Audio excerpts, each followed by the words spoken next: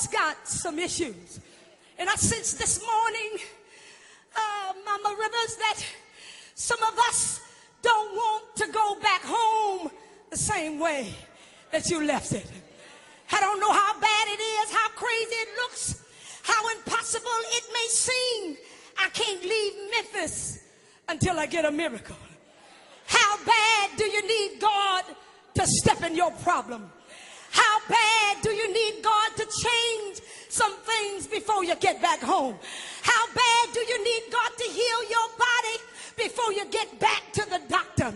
How bad do you need God to step in your praise so he can work everything out for you? Tell somebody, I'm desperate this morning. I'm desperate. The word desperate, it describes, and I'm anxious, I'm serious, I'm critical. It's an extreme now. It's a dire need. It's an acute case of illness that the doctor says that never you come out of it. The devil is a liar. I will, because he said by his stripes I am healed. Tell somebody, say you're healed. Whatever sickness you're going through, you're healed. Ladies, I really believe that if we want something bad enough, we can have it. A woman that's persistent has the tendency to get what she wants. And so it's like some of us in here this morning, that if you're suffering bad enough, you will do whatever it takes to get to Jesus. You may have to go without your neighbor next to you, but you'll do what it takes to get a miracle. You may have to drop some people in your life to get to Jesus. That's because you're desperate to get to Jesus. You may have to press your way through pain, sunshine, and rain. But I found out that this is a pressing way. And the enemy doesn't like it when you begin to press your way, because he understands that the minute a woman starts to press, there's no turning back. Once a woman puts her mind to do something, she's gonna get it done. I wonder if I got some women in here that understand what I'm talking about, that it does not matter what people have said about you.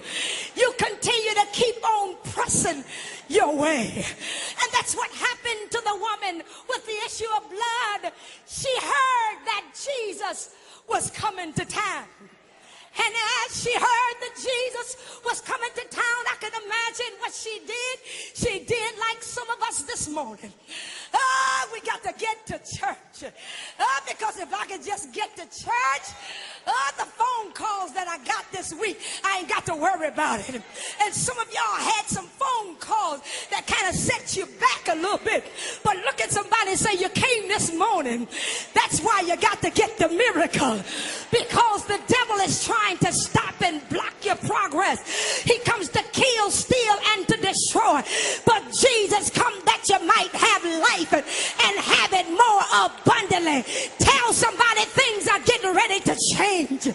I don't care what it looks like, what it sounds like, what it very well may be. You've got to know that God is able to do exceedingly abundantly above all that you could ask or think. Just look at somebody and tell them, say, I feel a change happening. I feel a change happening. All women of God, good God Almighty, I gotta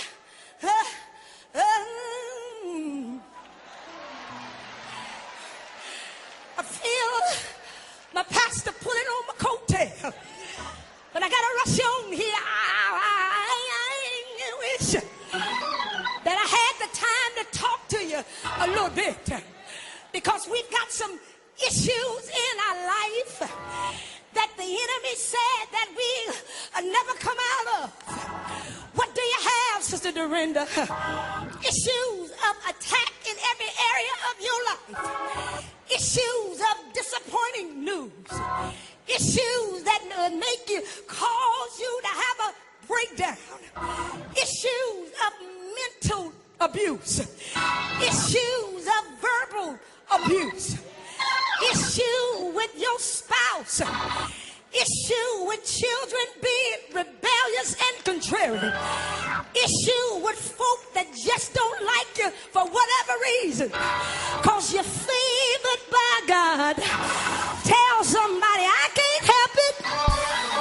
If God's got a favorite and I happen to be that, oh boy, good God Almighty, good God Almighty, you got relationship issues, you got marital issues, financial issues, church issues, health issues, children issues, job-related issues, bills piling up issues, house issues, transportation issues.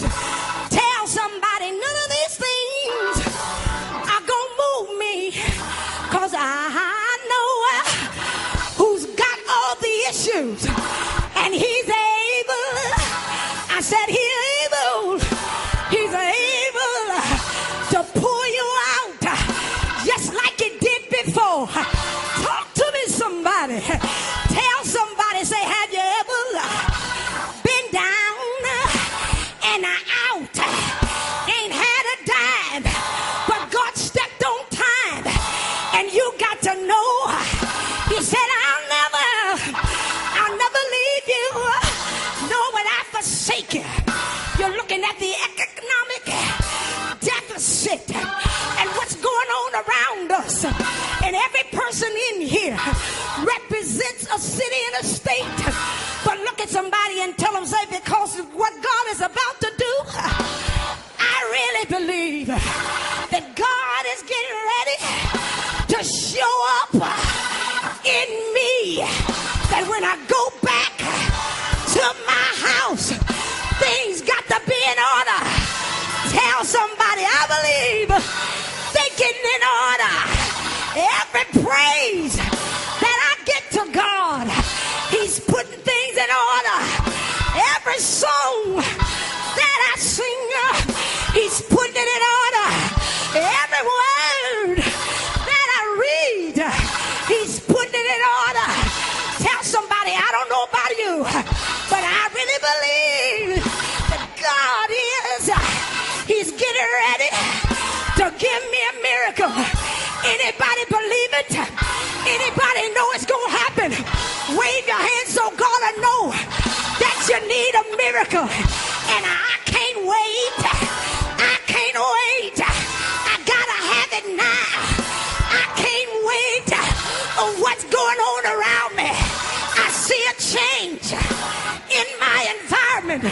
I see a change in my children. I see a change in my spouse. I see a change. A change. Somebody say a change. A change. It's come over me that when I get back home, put the key in the door, step in the house, I believe things are going to change. I believe God is up to something. Open up your mouth and give him praise.